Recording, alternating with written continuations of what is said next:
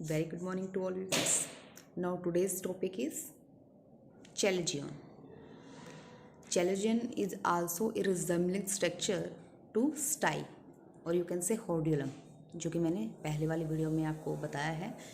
तो चैलेजियन भी एक इसी तरीके की, अगर आप प्रेजेंटेशन देखेंगे तो ऑलमोस्ट सेम प्रेजेंटेशन इसके अंदर भी होती है, डिफरेंस स्लाइट होता है। ठीक है, इसे छोटा सा टॉपिक है, आप कोरिलेट करके मैं इसको बताने की कोशिश करूँगी। ठीक है, और अगर उसके बाद भी अगर कोई क्वेरी होती है तो आप मुझसे कमेंट बॉक्स में जाके पूछ सकते हैं। So first of all we are discussing about its definition. What is chalazion?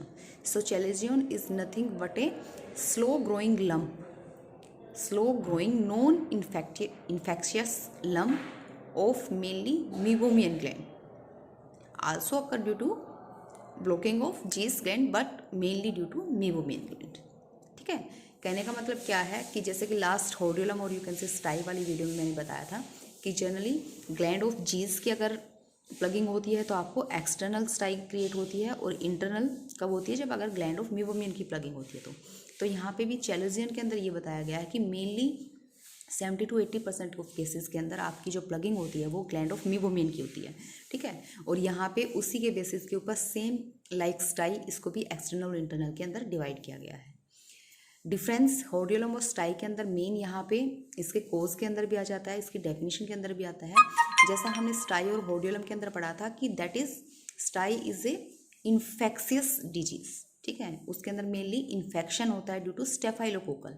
ठीक है, वहीं पे जहाँ पे चैलेजियन है that is non infectious, inflammatory है लेकिन नॉन इन्फेक्शियस प्लगिंग है।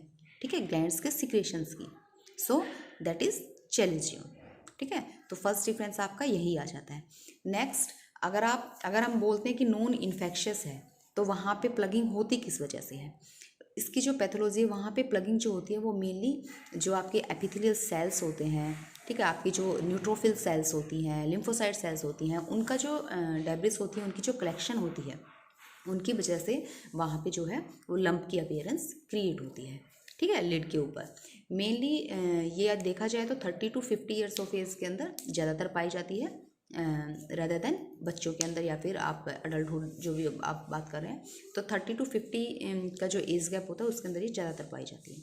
ठीक है, नेक्स्ट इसकी जो पोजीशन होती है वो मोस्टली जैसा मैंने बताया लोअर लिड होती है, और लोअर लिड के अंदर भी mostly middle of the lower lid आपकी ये ज़्यादातर इसकी जो पोजीशन है, इसकी जो प्रेजेंटेशन है वो पाई जाती है। तो मैंने आपको बताया कि चैलेजियन जो होती है वो non infectious but it is a slow growing inflammatory growth. ठीक है, तो इन्फ्लामेटरी ग्रोथ है तो आपको क्लिनिकल फीचर्स किस तरीके से दिखाई देंगे, आपको सेम वही रहेगा। फर्स्ट डिफरेंस दोनों स्टाई और इसके अंदर क्या रहेगा कि पेशेंट को यहाँ पे चैलेजियन अगर है तो पेनफुल कंडीशन कम होगी। ठीक है, या फिर अगर वो लेट स्टेज के अंदर, चैलेजियन में क्या होता है कि स्टार्टिंग के 1 से 2 दिन के अंदर फिर भी पेशेंट को हल्का फुल्का पेन होता है, डिस्कम्फर्ट होता है देखने के अंदर। ठीक है, इरिटेशंस होती है, टीयरिंग होती है कंजक्टिवा के अंदर, लेकिन जैसे ही 1-2 दिन मतलब जो प्राइमरी स्टेज अगर चली जाती है तो 2 दिन के बाद जो है पेशेंट को कोई पेनफुल कंडीशन नहीं होती है, हल्का फुल्का जो, क्योंकि लंप वहाँ पे क्रिएट हुआ है तो वहाँ उसकी वजह से पेशेंट को देखने के अंदर हल्का फुल्का डिस्कम्फर्ट फील हो सकता है। लेकिन जहाँ पे स्टाई के अंदर पेशेंट को पेनफुल कंडीशन होती है, यहाँ पे चैलेजियन के अंदर पेशेंट को पेन नहीं होता है। ठीक है, नेक्स्ट मैंने आपको बताया था कि स्टाई के अंदर जो है वो टेंडरनेस होती है, जो भी ग्रोथ है जब हम उसको एग्जामिन करेंगे तो वहाँ पे टेंडरनेस मिलेगी। ठीक है, यहाँ पे वहाँ पे रेडनेस मिलेगी, यहाँ पे आपको रेडनेस फील होगी लेकिन टेंडरनेस ऑलमोस्ट टू नील होगी। ठीक है, क्यों, क्योंकि ये एक इन्फेक्शियस ग्रोथ नहीं है, इन्फ्लामेटरी ग्रोथ है, तो इसलिए आपको टेंडरनेस भी यहाँ पे ना के बराबर ही पेशेंट आपको कंप्लेन करेगा। नेक्स्ट, यहाँ की चैलेजियन की जो ग्रोथ होती है वो आपको as compare to stye hard feel होगी। ठीक है, वो मोस्टली आपका जो साइज होते हैं प्राइमरी स्टेज होने के बाद जैसे जैसे वो रिजोल्व होती है, स्वेलिंग स्टार्टिंग में एडिमा दोनों में ही होता है, चैलेजियन में भी होता है और स्टाई के अंदर भी होता है, लेकिन जैसे जैसे 1 से 2 दिन के बाद चैलेजियन के अंदर वो जो एडिमा होता है वो आपका धीरे धीरे ख़त्म होके आप एक पर्टिकुलर एरिया के अंदर लोकलाइज हो जाता है, और वो जो ग्रोथ है, वो जो सिक्रेशंस है वो एक पर्टिकुलर लोकलाइज हो जाती हैं और अपना लाइक ऑलमोस्ट ये जो साइज़ होता है ये पी के साइज़ का होता है, जो मटर होती है ऑलमोस्ट उसका या उससे भी कम का साइज़ होता है। ठीक है, तो इस तरीके की आप जब भी देखेंगे तो वो आपको अलग से फील करेंगे तो एक हार्ड ग्रोथ दिखाई देगी, ठीक है। तो ये इस तरीके के पेशेंट जो है वो आपको कंप्लेन लेके आती है। फिर इसकी डिफरेंशियल डायग्नोसिस की पहले बात करेंगे। तो डायग्नोसिस आप पेशेंट की हिस्ट्री टेकिंग से और पेशेंट के जो प्रेजेंटेशन है उनको देख के आप इजीली इसका आइडिया लगा सकते हैं कि ये जो है ये चैलेंजियन है। Next one is differential diagnosis. So differential diagnosis के अंदर आप सीबेसियस ग्लैंड का एडिनोमा बता सकते हैं, कार्सिनोमा बता सकते हैं, या फिर किसी भी फॉरेन बॉडी की वजह से वहाँ पे इन्फ्लामेटरी प्लगिंग हो सकती है, ठीक है। तो मेनली जो है वो सीबेसियस ग्लैंड का आप एडिनोमा या कार्सिनोमा से उसको कोरिलेट कर सकते हैं, ठीक है। Next one is treatment. So treatment जैसे कि मैंने स्टाई के अंदर बताया था आपको, सबसे पहले कंजर्वेटिव करेंगे, अगर बात नहीं बनती है तो देन आप सर्जिकल उसको ड्रेन आउट करेंगे, ठीक है।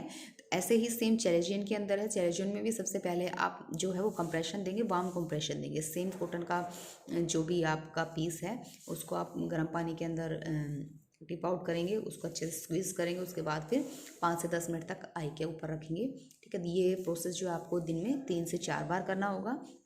इसके साथ साथ अगर आपको लग रहा है कि वहाँ पे इन्फेक्शन, सेकेंडरी इन्फेक्शन डेवलप हो सकता है, तो आप उसको एंटीबायोटिक्स लाइक क्लोराम्फेनिकोल वगैरह एडवाइस कर सकते हैं। नहीं तो प्रॉपर आई की हाइजीन मेंटेन हो, ठीक है, और वार्म कंप्रेशन हो।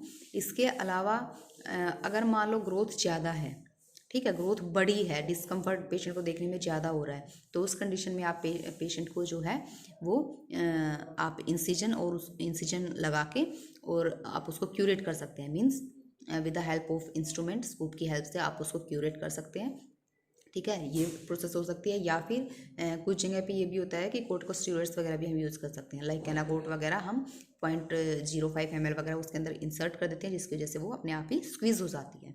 लेकिन ये एक चीज़ ये भी है कि अगर मान लो ग्रोथ छोटी है तो हमें उसको ये सर्जिकल कुछ भी करने की ज़रूरत नहीं होती। ऐसा देखा गया है कि विदिन 1 to 2 आवर्स वो अपने आप ही रिजोल्व हो जाती है, ठीक है। So it is all about challenge.